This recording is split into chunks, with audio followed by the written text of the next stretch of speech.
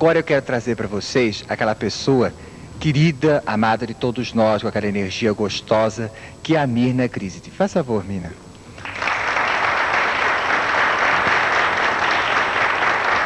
Esse 10 vezes. Senta, Myrna. Boa noite. Pois é, Myrna, é gostoso ter você aqui. E as novidades? Quais as novidades para hoje?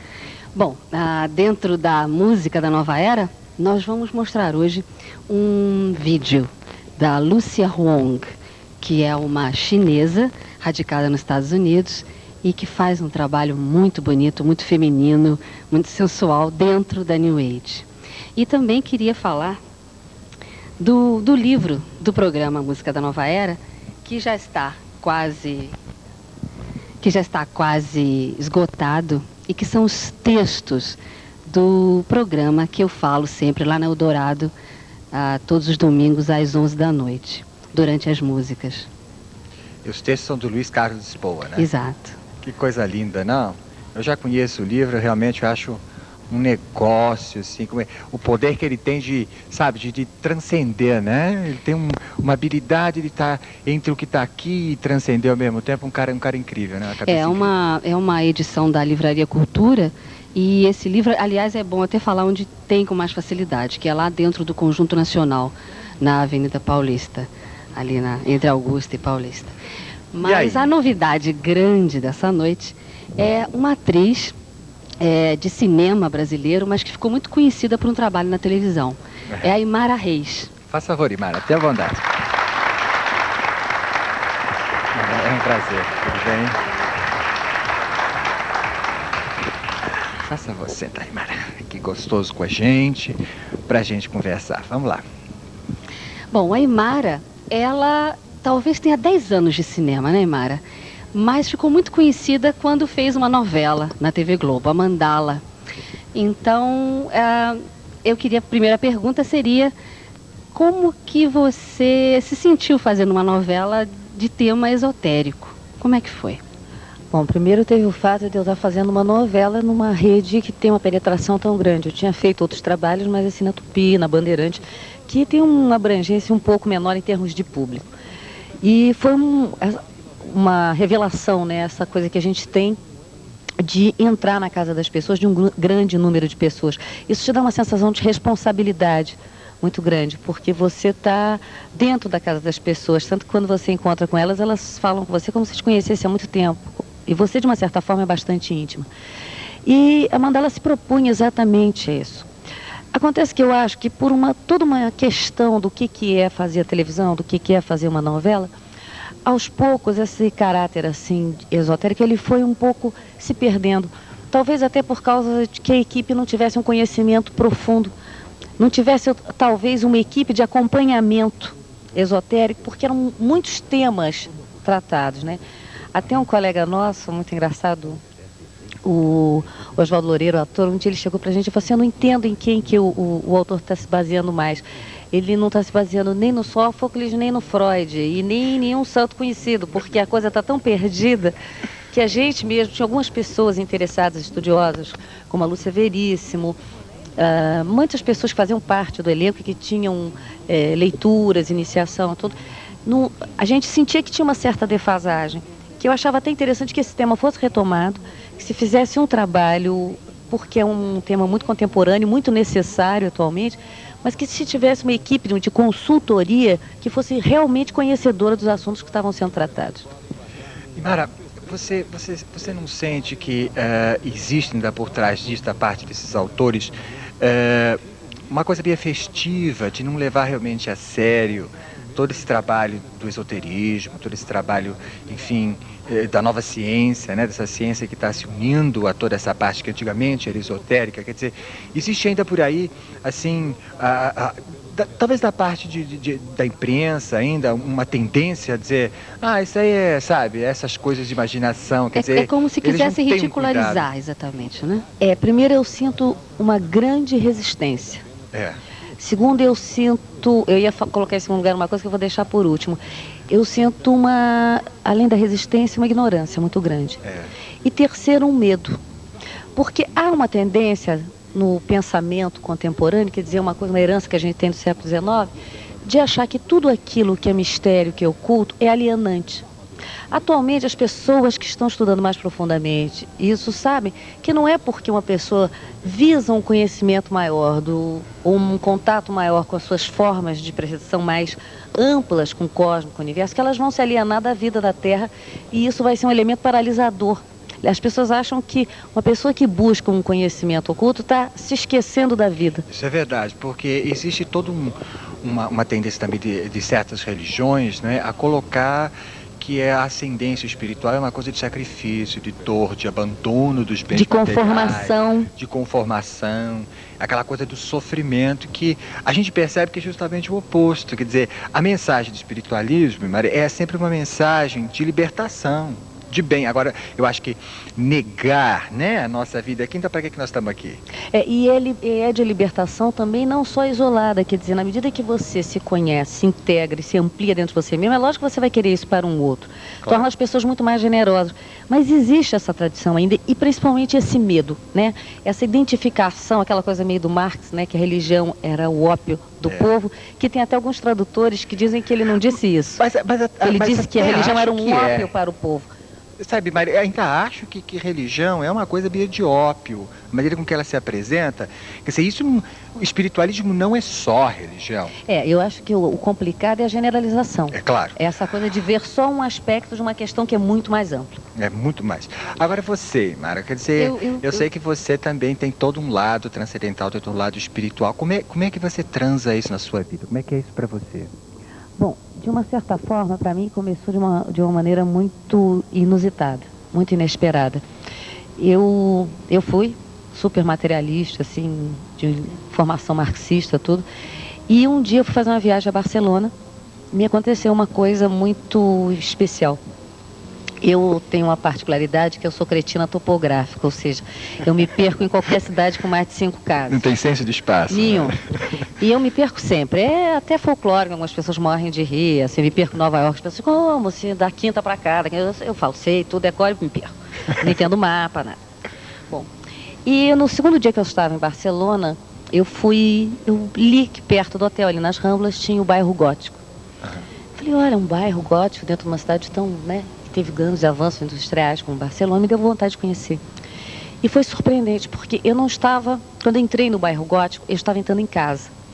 Uma sensação absolutamente idêntica a que eu tenho quer dizer, eu tinha até, porque já mudou muito, quando eu chegava na Zona Sul, no posto 6. Sei. Que é aquela coisa assim de quando você entra em casa, que tudo é absolutamente familiar. E mais do que familiar, que poderia ser identificado como um déjà vu, de repente, tinha uma coisa de que eu sabia aonde estavam as coisas sucessivamente. E onde eu poderia me dirigir para conseguir alguma coisa.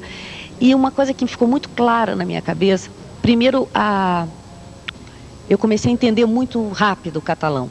Aí eu pensei, né, a gente tem uma tendência cientificista a explicar tudo. Claro. Eu falei, bom, mas eu estudei latim na faculdade, estudei latim minha vida inteira, então eu estou aqui decodificando. Mas quando eu entrei numa loja, que é uma loja de doces e pães, e eu comi um pão que eu nunca tinha visto na minha vida e que eu conhecia o sabor, foi uma coisa que mudou.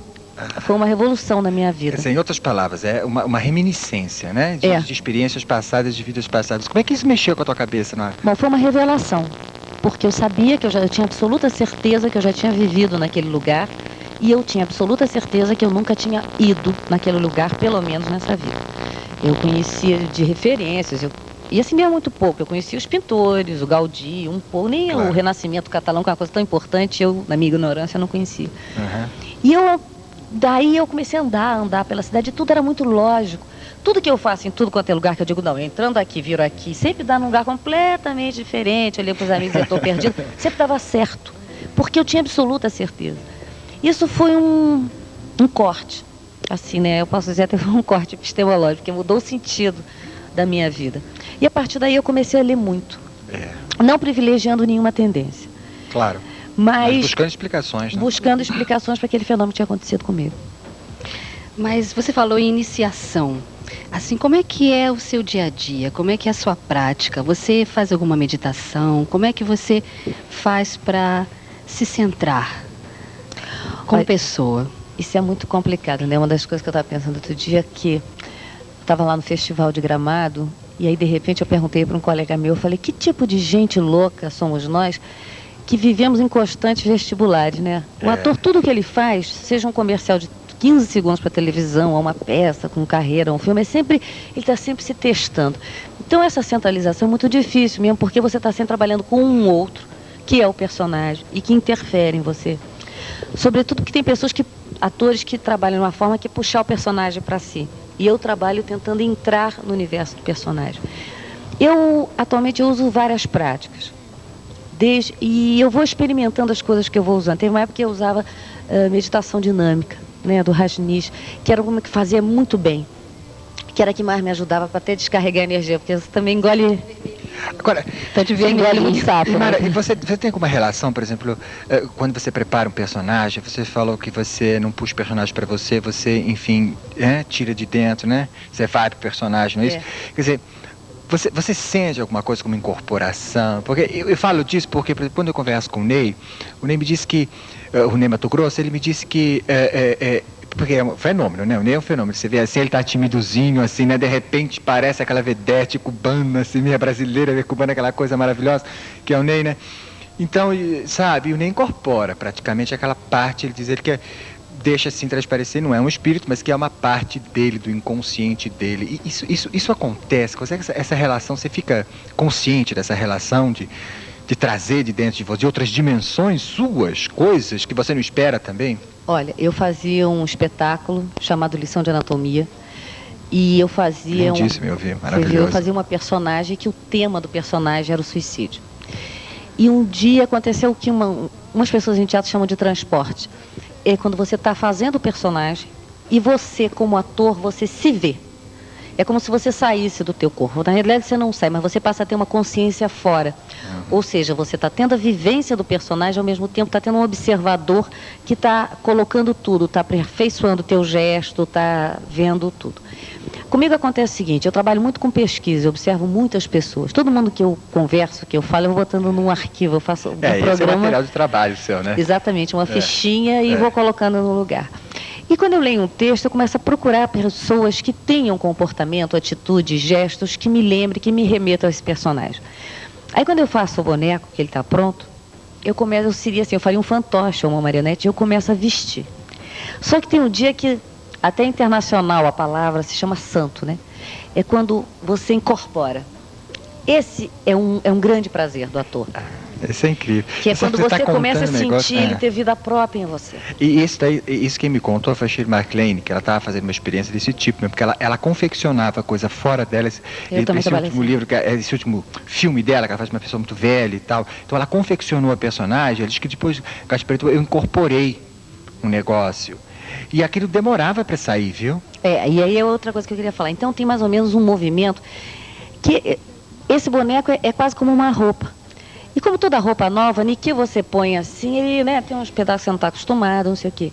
Nesse dia em que a gente diz que é a incorporação total, tudo fica muito fácil. O personagem começa a agir por ele. Agora tem um problema, porque como tem várias escolas, em geral essa turma que trabalha com incorporação de personagem, às vezes quando é teatro, o diretor marcou para lá, mas o personagem quer ir para cá. E aí começa uma briga de foice, porque você tem... Então, é muito engraçado isso, porque ele começa a ter as ações verdadeiras dele, e ele começa a exigir. É um pouco como quando a pessoa escreve e que diz que o personagem não quer fazer aquilo que o autor determinou. Também acontece com a gente isso, em termos de ação física. Ele começa a se revelar.